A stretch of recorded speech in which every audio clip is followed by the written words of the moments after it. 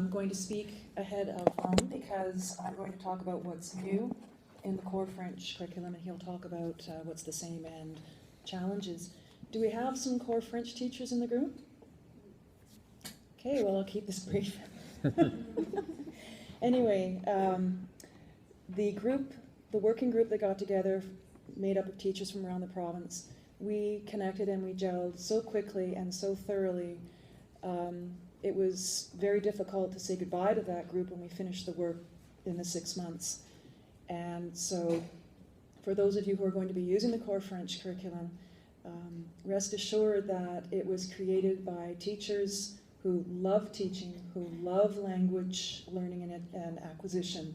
And I hope that shines forth in the new document.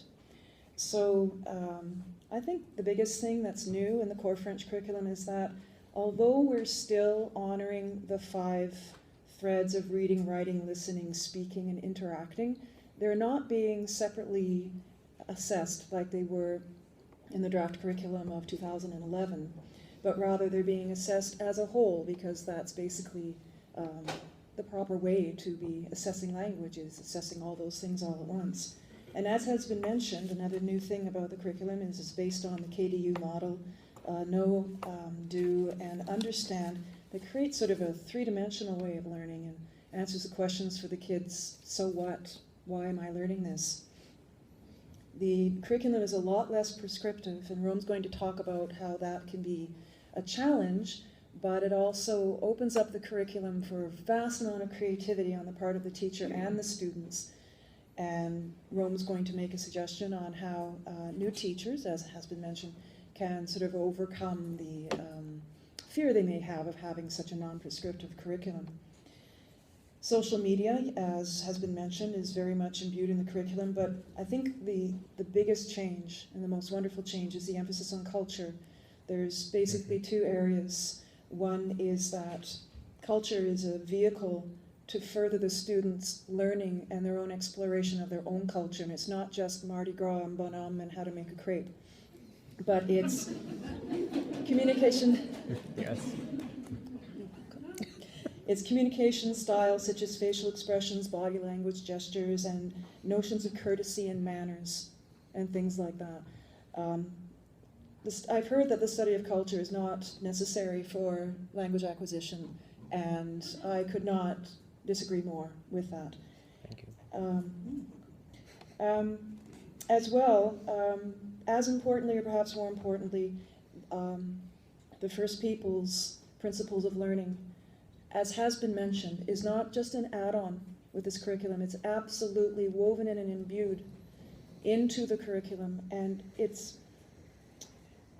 the teaching that is prescribed is reflexive and reflective, holistic, experiential learning, focuses on connectedness.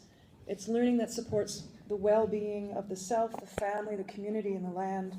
Place-based learning, which I'm a big fan of. It connects education with a sense of place and a relationship to the history of the place.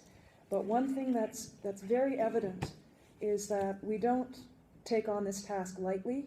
We do it very mindfully.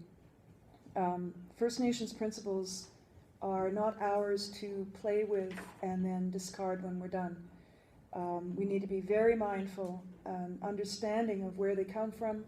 We need to form relationships with chiefs, elders, and members of the Indigenous community in order to learn how to imbue Indigenous concepts into our teaching.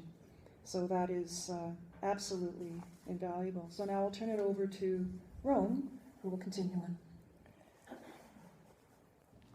So some of the things that have stayed the same in the new curriculum, I'm not sure about the other curricular areas, but we had a draft version in 2011, and it was very much based on a European model called the Common European Framework of Reference for Languages. And we, as an association, we've done a lot of work with talking about this model, and it seemed to be very much embraced by many of the language teachers in BC, not just on French, but Spanish, Japanese, German, Mandarin, even Punjabi. So we the current document is not based on any one particular model or methodology and pedagogy. So we see that the can-do statements under the curricular competencies lend themselves quite well from the CFR, the Common European Framework of Reference, into the new curriculum. We also see that authentic tasks still need to be created in our classrooms to engage our learners. We are still seeing the communicative experiential approach rather than the way that I may have gone through the system when I was a core French student of grammar, grammar, grammar, memorize, conjugate, and regurgitate, and you're now able to speak French, which we know didn't produce very many success stories. So learning has to be authentic, meaningful, and it has to be student-centered. But we see that the new curriculum also presents some challenges. Fostering the idea of the educated citizen with 21st century learning principles is ever present, so that will be ongoing. But we also see a paradigm shift from the traditional fixed mindset learner into a growth mindset learner. It's something that we're looking for. But I think probably the biggest challenge that we have as in this room and throughout the entire province is preparing today's students for jobs that don't yet exist, using technologies that haven't been invented in order to solve problems that we don't know right now are problems. And I think that's where we're going with our future. As already been discussed, the KDU model is going to be a bit of a challenge for some of our teachers to wrap their heads around. The content piece is fairly simple. The curricular competencies we feel are very similar to the can-do statements that many of our members are familiar with, but it's the understanding. I'm almost out of time.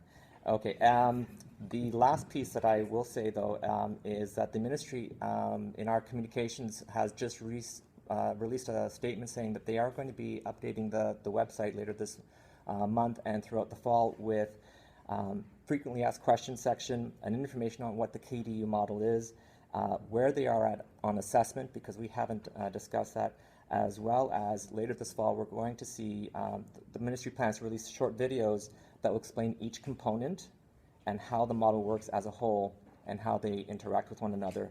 So this is something that that excites us and we feel will help with teachers' anxieties about how to implement the new curriculum. Thank you.